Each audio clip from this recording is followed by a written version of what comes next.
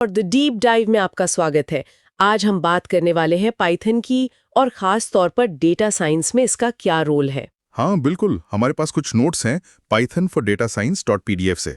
हाँ, और हमारा मकसद है पाइथन की उन बेसिक्स को समझना जो इसे डेटा एनालिसिस के लिए इतना जरूरी बनाती हैं। देखते हैं कि इस भाषा में ऐसा क्या खास है। सही। तो सबसे पहले यही सवाल कि पाइथन इतना पॉपुलर क्यों है, खासकर डेटा साइंस की दुनिया में। नोट्स में लिखा है कि ये सीखने में आसान है, कम्युनिटी बहुत बड़ी है, अरे बाप रे, 1,37,000 से ज्यादा लाइब्रेरीज और ओपन सोर्स भी है। हाँ, ये सब पॉइंट्स बहुत वैलिड हैं। देखो, सीखने में आसान का मतलब है कि लोग, मतलब डेटा एनालिस्ट या साइंटिस्ट, वो अपना ज़्यादा ध्यान प्रॉब्लम सॉल्विंग पर लगा पाते हैं, न कि मुश्किल सिंटैक्स समझने में। अच्छा। और ये एक हाई लेवल भाषा है। मतलब हमें कंप्यूटर के अंदर क्या चल रहा है उसकी ज़्यादा फिक्र करने की ज़रूरत नहीं। हम सीधे काम की बात करते हैं। जैसे मान लो ईमेल भेजना है, तो कोड की कुछ ही लाइनें लगेंगी, लाइब्रेरी इंपोर्ट करो, डिटेल्स डालो, भेज दो, बस। यही सिंप्लिसिटी इसे कॉम्प्लेक्स डेटा एनालिसिस के लिए पावरफुल बनाती है। लो लेवल भाषाएं जैसे C++, उनकी अपनी जगह है, पर उनमें यही काम काफ़ी मुश्किल हो सकता है। सही कहा। और इसका इस्तेमाल कहाँ कहाँ होता है? नोट्स में तो कई चीजें लिखी हैं, data analytics, machine learning, web scrapping. अच्छा, ये ऑफिस ऑटोमेशन भी लिखा है। ये सुनने में दिलचस्प है। मतलब क्या पाइथन हमारे रोज के बोरिंग काम कर सकता है? हाँ, काफ़ी हद तक। सोचो जैसे कोई रोज़ की सेल्स रिपोर्ट बनानी हो या किसी वेबसाइट से लगातार कीमतें निकालनी हो। हाँ हाँ। पाइथन स्क्रिप्ट्स ये काम ऑटोमेट कर सकती हैं। इससे टाइम बचता है और गलतियों की गुंजाइश भी कम होती है। और जैंगो और फ्लास्क जैसे फ्रेमवर्क से तो वेब एप्लीकेशंस भी बनते हैं। तो ये सिर्फ डेटा एनालिसिस तक ही सीमित नहीं है, काफ़ी वर्सेटाइल है। हाँ, तो ठीक है, मान लिया कि ये बहुत काम की चीज है। पर इसे इस्तेमाल करने के लिए कोड कहाँ लिखें और चलाएं? नोट्स में जुपिटर नोटबुक्स, डॉट पाई फाइल्स और गूगल कोलैब का जिक्र है। ये जुपिटर डेटा साइंस में काफी चलता है ना? हाँ, जुपिटर नोटबुक्स बहुत पॉपुलर हैं। इंटरैक्टिव कोडिंग के लिए बढ़िया है। मतलब आप कोड का छोटा सा हिस्सा चलाओ, उसका रिजल्ट तुरंत देखो और साथ में नोट्स या विजुअलाइजेशंस भी रख सकते हो। अच्छा, मतलब एक्सपेरिमेंट करने के लिए अच्छा है। बिल्कुल, डेटा एक्सप्लोरेशन के लिए बहुत सुविधाजनक है। और पाइथन स्क्रिप्ट सेव करने का तो स्टैंडर्ड तरीका है ही। उन्हें आइडल या किसी एडिटर से चला सकते हो। आइडल पाइथन के साथ ही आता है शायद। हाँ, वो बेसिक सा एनवायरनमेंट है। और गूगल कोलैब तो क्लाउड पर है। मतलब कुछ इंस्टॉल करने की जरूरत नहीं, सीधे ब्राउजर में पाइथन चलाओ, लाइब्रेरीज भी वहीं मिल जाती हैं। अच्छा, और आपने लाइब्रेरीज की बात की, नोट्स में पिप के बारे में भी लिखा है। ये पिप क्या भला है और क्यों जरूरी है? हाँ हाँ, पिप मतलब पिप इंस्टॉल्स पैकेजेस। ये पाइथन का पैकेज मैनेजर है। देखो, पाइथन की असली ताकत उसकी लाइब्रेरीज में है। मतलब पहले से लिखा हुआ कोड जो खास काम करता है, जैसे डेटा एनालिसिस या मशीन लर्निंग। हम्म। तो पिप हमें इन बाहरी लाइब्रेरीज को आसानी से इंस्टॉल करने में मदद करता है। जैसे डेटा के साथ काम करना है तो आप कमांड लाइन में लिखोगे पिप इंस्टॉल पैंडाज और पैंडाज लाइब्रेरी इंस्टॉल हो जाएगी। ये बहुत फंडामेंटल चीज है पाइथन इकोसिस्टम की। समझ गई। तो ये लाइब्रेरीज इंस्टॉल करने का तरीका है। अब आते हैं पाइथन के एकदम कोर कॉन्सेप्ट्स पर। नोट्स में वेरिएबल्स, कमेंट्स और इंडेंटेशन का जिक्र है। वेरिएबल्स तो आसान है, डेटा रखने के लिए नाम x=5, y=text। हाँ, जैसे लेबल वाले डब्बे। हाँ, और कमेंट्स हैशटैग से शुरू होने वाले, कोड को समझाने के लिए। लेकिन ये इंडेंटेशन पर इतना जोर क्यों दिया गया है? नोट्स कहते हैं ये बहुत महत्वपूर्ण है। बिल्कुल, पाइथन में इंडेंटेशन मतलब लाइन की शुरुआत में जो स्पेस देते हैं, वो सिर्फ कोड को सुंदर बनाने के लिए नहीं है। वो एक्चुअली सिंटैक्स का हिस्सा है। अरे, हाँ, जैसे दूसरी भाषाएं कोड ब्लॉक बताने के लिए कर्ली ब्रेसेस यूज करती हैं, पाइथन में ये काम स्पेस से होता है। अगर इंडेंटेशन गलत हुआ तो कोड चलेगा ही नहीं, एरर आ जाएगा। Indentation error. बाप रे, मतलब स्पेस का भी इतना महत्व। हाँ, इससे कोड पढ़ने में कंसिस्टेंट और आसान रहता है। ठीक है। और ऑपरेटर्स नोट्स में कई तरह के दिए हैं। Arithmetic, plus minus, comparison, equal equal, logical and और।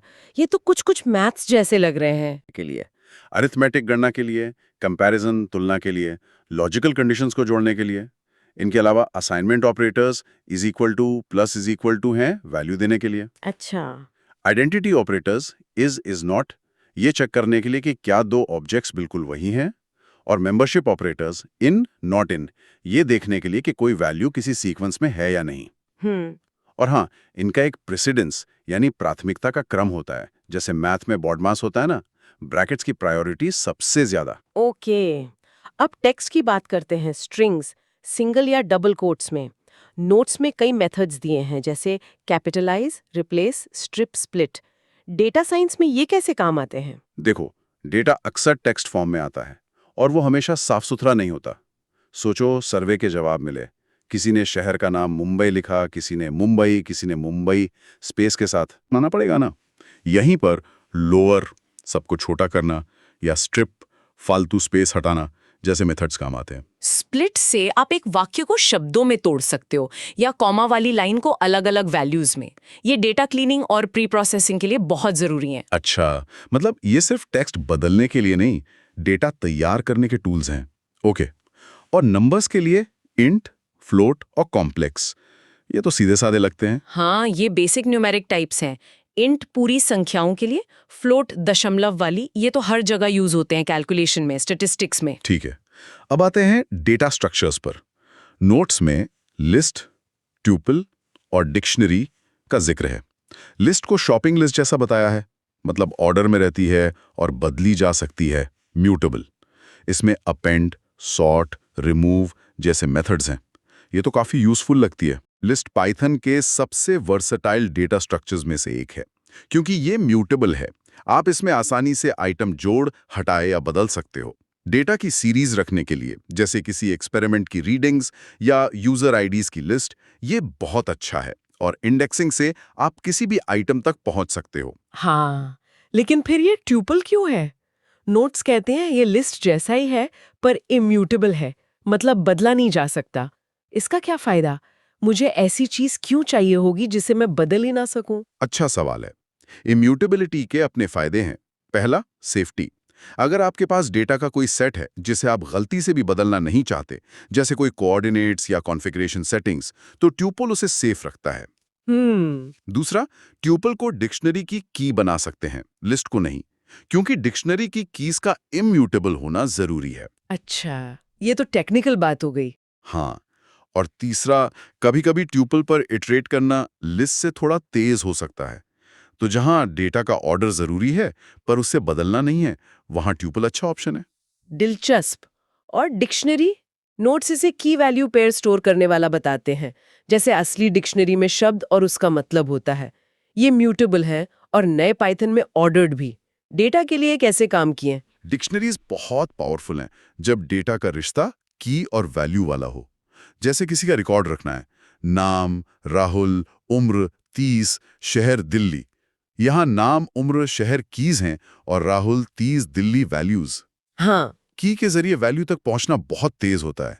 कॉन्फ़िगरेशन फाइल्स के लिए, जेसॉन डेटा को हैंडल करने के लिए, जो वेब एपीआईज में बहुत कॉमन है, डिक्शनरीज बेस्ट हैं।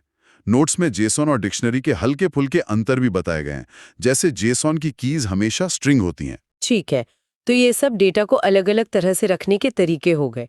अब कोड को ऑर्गेनाइज करने के लिए फंक्शंस डेफ से शुरू होते हैं।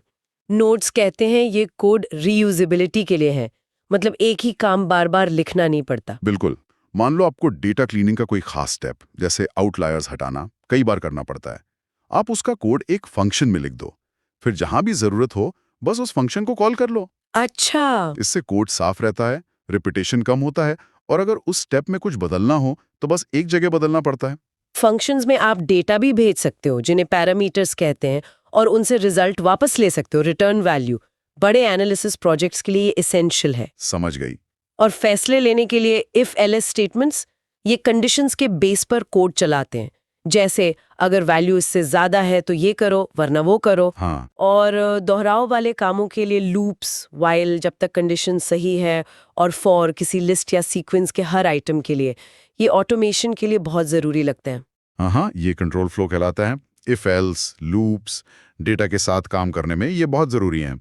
आप इफ से डेटा चेक कर सकते हो, जैसे क्या कोई वैल्यू मिसिंग है, और लूप से डेटा की हर रो या आइटम पर कोई ऑपरेशन कर सकते हो, जैसे हर वैल्यू को बदलना या कुछ कैलकुलेट करना। फॉर लूप तो लिस्ट, ट्यूपल या पांडास डेटा फ्रेम की रो पर चलने के लिए बहुत ही कॉमन है। फाइलों के साथ काम करने के लिए नोट्स में read R, write W, append A modes का जिक्र है। पर क्या डेटा साइंस में हमें खुद से फाइलें मैनेज करनी पड़ती हैं या ये काम भी लाइब्रेरीज आसान बना देती हैं? देखो, बेसिक फाइल ऑपरेशन जानना अच्छा है, पर डेटा साइंस में अक्सर हम पैंडास जैसी लाइब्रेरीज यूज करते हैं। वो डेटा को फाइलों जैसे CSV, एक्सेल से पढ़ने और उनमें लिखने का काम बहुत आसानी से कर देती हैं। जैसे पैंडास का रीड CSV या रीड एक्सेल फंक्शन यूज करते समय आप इन मोड्स के बारे में डायरेक्ट नहीं सोचते, पर पीछे यही कॉन्सेप्ट्स काम कर रहे होते हैं। अच्छा, चलिए अब उन पावरफुल लाइब्रेरीज पे आते हैं जिनका जिक्र बार बार हो रहा है, नमपाई और पेंडास। ये डेटा साइंस के लिए इतनी इंपॉर्टेंट क्यों है? पाइथन अपने आप में तो ठीक है, लेकिन डेटा साइंस की असली पावर इन लाइब्रेरीज से आती है। नमपाई मतलब न्यूमेरिकल पाइथन। ये न्यूमेरिकल कंप्यूटिंग की फाउंडेशन है। ये ND एरे नाम का एक बहुत पावरफुल एरे ऑब्जेक्ट देता है। एरे मतलब लिस्ट जैसा? लिस्ट जैसा, पर उससे कहीं ज्यादा तेज और मेमोरी एफिशिएंट, खासकर जब बहुत सारे नंबर्स पर कैलकुलेशन करनी हो। अच्छा, नोट्स कहते हैं नमपाई को अक्सर NP लिखते हैं, इंपोर्ट नमपाई एज NP, और इसमें वेक्टराइज्ड ऑपरेशंस होते हैं। इसका क्या मतलब है? वेक्टराइजेशन का मतलब है कि आप पूरे एरे पर एक साथ ऑपरेशन कर सकते हो बिना पाइथन का धीमा फॉर लूप लिखे। जैसे 2 नमपाई एरे हैं A और B, तो आप सीधे A+B लिख सकते हो और ये हर एलिमेंट को अपने आप जोड़ देगा। ये बहुत तेज होता है। वाह! नमपाई में मैथ वाले फंक्शंस, साइन, XP, स्टैटिस्टिक्स वाले फंक्शंस, मीन, स्टैंड, सम, एरे को रीशेप करने, स्लाइस करने, रैंडम नंबर बनाने, सबके लिए बहुत कुछ है। ये मशीन लर्निंग एल्गोरिदम्स का बेस बनता है। तो नमपाई हो गया नंबर्स और एरेज के लिए। फिर पैंडास क्या करता है? नोट्स कहते हैं ये डेटा मैनिपुलेशन और एनालिसिस के लिए है और इसमें सीरीज और डेटा फ्रेम होते हैं। ये नमपाई से अलग कैसे है? पैंडास एक्चुअली नमपाई के ऊपर ही बना है और उसे यूज करता है, लेकिन ये खास तौर पर स्ट्रक्चर्ड डेटा, मतलब टेबल जैसे डेटा के साथ काम करने के लिए डिजाइन किया गया है। समझ लो, नमपाई रॉ मटेरियल है, नंबर्स, एरेज, और पैंडास उस मटेरियल को ऑर्गेनाइज करने, साफ करने और एनालाइज करने की वर्कबेंच है। अच्छा, इसकी 2 मेन चीजें हैं, सीरीज जो एक कॉलम जैसी होती है 1D, और डेटा फ्रेम जो पूरी टेबल जैसी होती है 2D। तो डेटा फ्रेम एक तरह की सुपर पावर्ड एक्सेल शीट हुई पाइथन में। क्या चीज इसे सुपर पावर्ड बनाती है? हाँ, कह सकती हो। सुपर पावर्ड इसलिए क्योंकि ये बहुत बड़े डेटा सेट्स हैंडल कर सकता है जो शायद एक्सेल में हैंग हो जाएं। आप आसानी से अलग-अलग सोर्स से डेटा लोड कर सकते हो। CSV, excel, database, JSON, PD.read CSV जैसे फंक्शंस से। डेटा को देखने समझने के लिए फंक्शंस हैं df.head, df.info, df.describe। और सबसे जरूरी, इसमें डेटा क्लीनिंग और मैनिपुलेशन के बहुत पावरफुल तरीके हैं।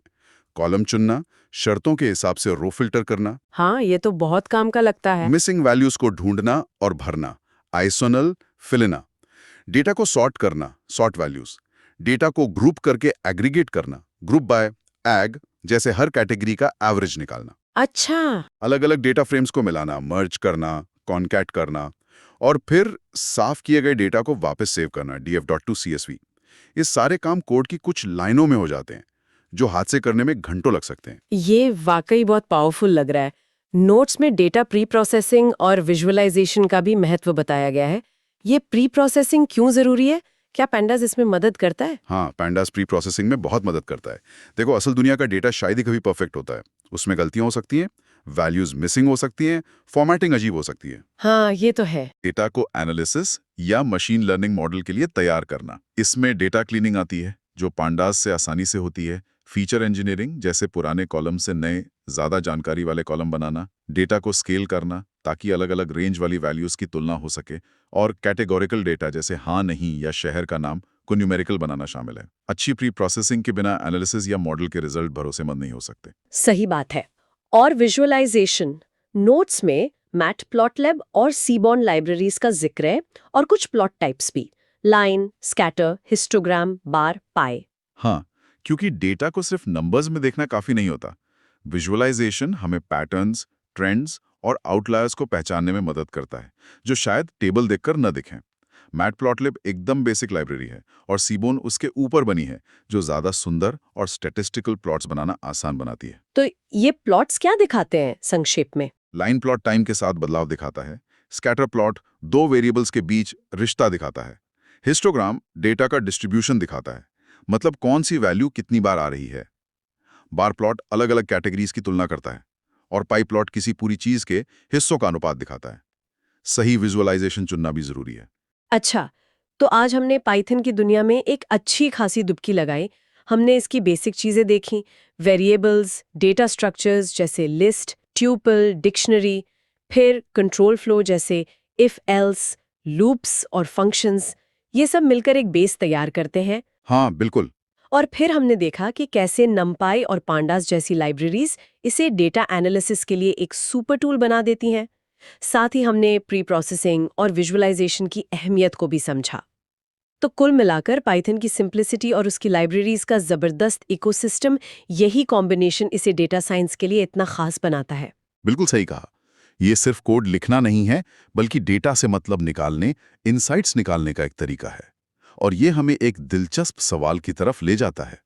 जब हम पाइथन की ऑटोमेशन और डेटा एनालिसिस की क्षमताओं को देखते हैं, तो ये सोचना चाहिए, हमारे अपने रोज के काम में, हमारे वर्क फ्लो में ऐसे कौन से दोहराव वाले या मैनुअल काम हैं जिन्हें हम इन तकनीकों का इस्तेमाल करके शायद बेहतर बना सकते हैं, तेज कर सकते हैं, या हो सकता है पूरी तरह से बदल ही दें। ये सोचने वाली बात है। हाँ, इस पर सोचने से ही शायद इन स्किल्स का असली फायदा समझ में आएगा।